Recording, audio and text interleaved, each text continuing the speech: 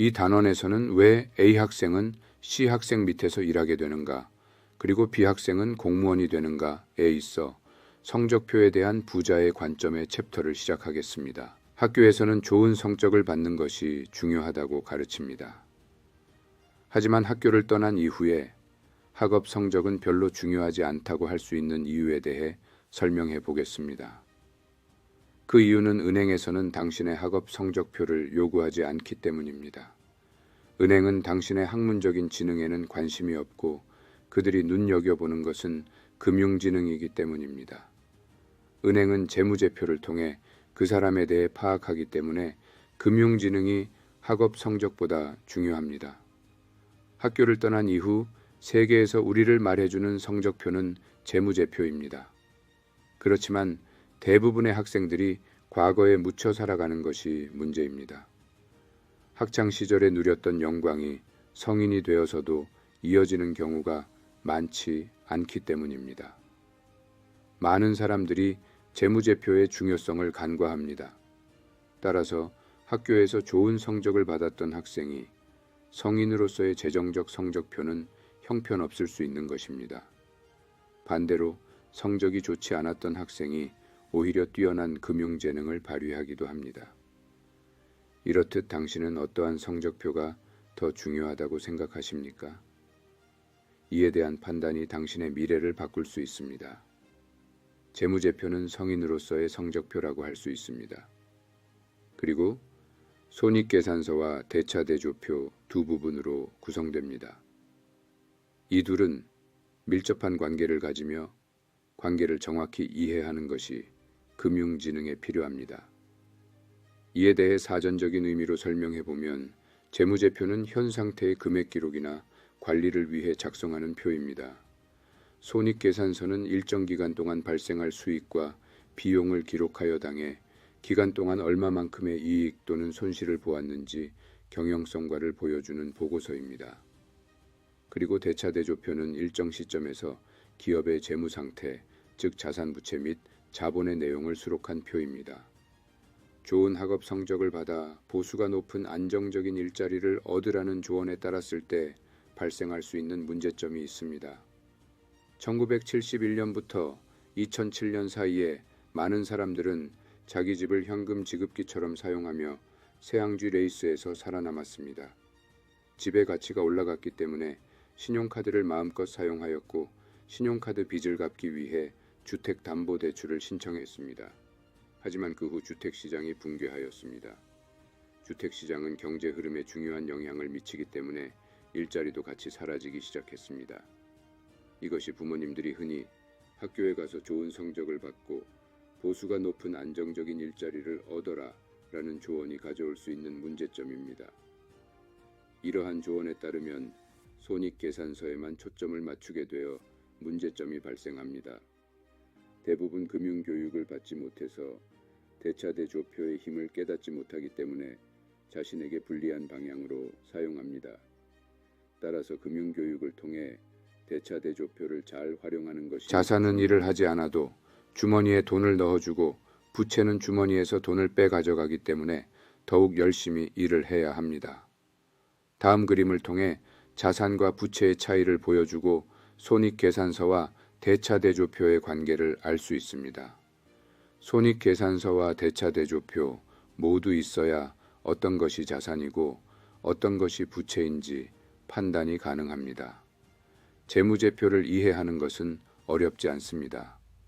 당신은 그저 이것이 주머니에서 돈을 내 돈을 가져간다면 부채, 이것이 내 주머니에 돈을 넣어준다면 자산이라는 것만 기억하면 됩니다.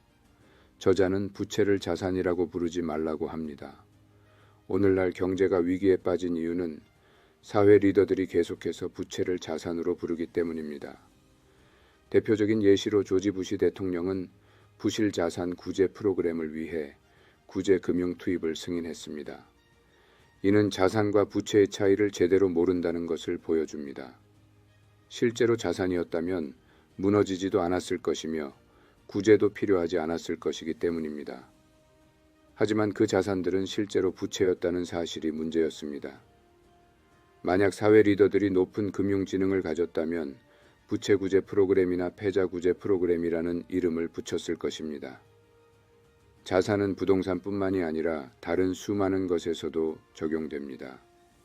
사업체, 주식, 채권, 사람도 자산 또는 부채로 분류할 수 있습니다. 앞서 말했듯 주머니에서 돈을 가져가면 부채, 돈을 넣어주면 자산입니다. 자산은 부채 없이는 존재할 수 없습니다. 당신이 지출하는 현금을 생각해 보면 그것은 누군가의 자산으로 흘러 들어간다는 것을 알 수 있습니다. 예를 들어 당신이 주택담보대출을 받았을 때 대출 상환금은 당신에게 있어 부채에 해당하지만 은행의 입장에서는 자산에 해당합니다. 하지만 당신이 대출금 상환을 중단한다면 은행의 자산은 부채가 되어버립니다. 이렇게 부채로 변해버린 자산은 글로벌 금융 위기가 발생한 주요 요인입니다. 추가적인 용어로 개인이 주택담보대출금을 상환하지 못하면 압류를 하고 국가가 채무를 해결하지 못하는 상황을 디폴트라고 합니다. 이는 표현은 다르지만 같은 문제를 지칭하는 말입니다. 재정적 계층에는 근로빈곤층, 중산층, 부자로 나눌 수 있습니다. 은행에서는 개인의 재무제표를 통해 그 사람이 세 종류의 재정적 계층 가운데 어디에 속하는지 구분합니다. 첫 번째로 근로빈곤층은 일자리에서 얻는 급여가 낮고 지출 규모도 적으며 일반적으로 자산과 부채 모두 없습니다. 매달 들어오는 봉급에 의지하거나 정기적인 소득도 없는 사람들도 존재합니다. 이들은 급하게 돈이 필요하면 소액대출 서비스를 이용하기도 합니다. 두 번째로 중산층은 근로빈곤층보다는 소득이 높지만 대부분 지출과 부채도 많습니다. 휴가나 자동차, 집 등을 위한 소비가 지출과 부채에 영향을 미칩니다. 세 번째로 부자입니다. 부자들도 일을 하는 경우가 많고 지출과 부채도 있습니다. 하지만 부자들은 자산의 힘을 최대한 활용한다는 것이 중요한 포인트입니다. 그에 반해 중산층은 대부분 자산이 거의 없고 부채가 많으며 가난한 사람들은 자산과 부채가 무엇인지도 잘 모릅니다. 추가적으로 사람들이 많이 받는 은퇴연금의 세 가지 문제에 대해 말해보겠습니다. 은퇴를 해서 연금을 받기 시작하면 자산이지만 그 전까지는 비예산 부채라고 볼 수 있습니다. 비예산 부채란 지출 자금이 확보되지 않은 부채입니다. 하지만 남은 생애 동안 생활비를 충당할 현금 흐름을 만들어주는 자산이어야 의미 있을 것입니다. 다음은 은퇴연금의 세 가지 문제점입니다. 첫 번째는 시장 변동과 인플레이션 때문에 훗날 실제로 손에 넣는 연금이 얼마가 될지 알 수 없다. 두 번째는 몇 살까지 살지 정확히 알 수 없다.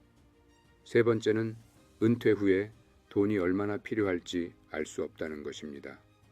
마지막으로 은행에서 알고 싶어 하는 것은 첫 번째 대차대조표의 힘을 이용할 줄 아는가?